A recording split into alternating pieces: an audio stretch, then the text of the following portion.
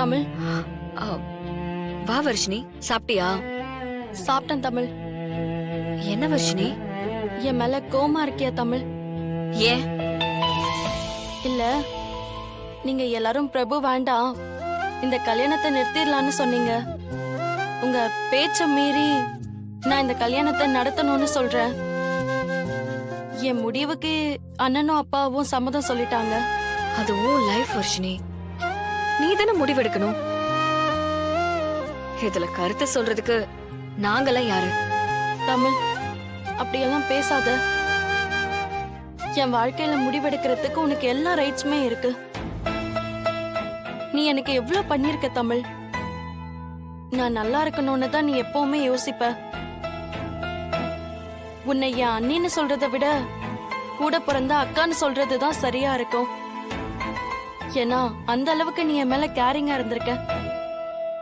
ஆனா பிரபு நீ நினைக்கிற மாதிரி இல்ல தமிழ். வர்ஷினி, இத நாங்க எப்படி சொன்னாலும் உனக்கு புரிய போறதில்ல. நீ முடிவு பண்ணிட்ட, அதுக்கப்புறமும் எதுக்கு கன்வின்ஸ் பண்ற?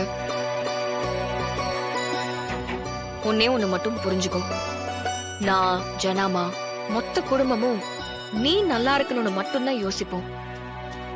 உனக்கு பிடிக்காத எதையுமே கொடுக்க மாட்டோம்.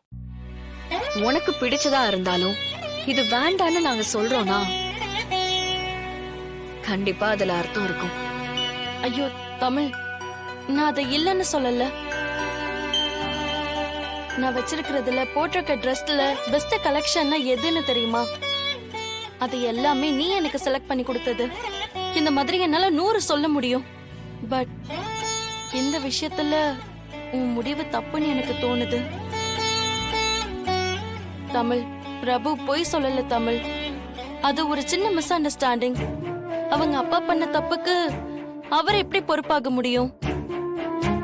அவங்களே அந்த மனுஷனை பிரிஞ்சு இத்தனை வருஷம் தனியா வாழ்ந்துகிட்டு இருக்காங்க. ஒரு குடும்பத்துல ஒருத்தங்களை வச்சு மொத்த பேரையும் முடிவு பண்ண முடியாதுல்ல தமிழ். ஒரு கெட்டவன் இருக்கக்கூடிய வீட்டுல நல்லவனும் இருப்பான், நல்லவன் இருக்க வீட்டுல கெட்டவனும் இருப்பான்ல. வர்ஷினி, எனக்கு நீ சொல்றதெல்லாம் புரியுது. ஆனா ஒன்னே ஒண்ணு மட்டும் புரிஞ்சுக்கோ, நான் என்ன பண்ணாலும் உன் நல்லதுக்கு தான் செய்வேன்.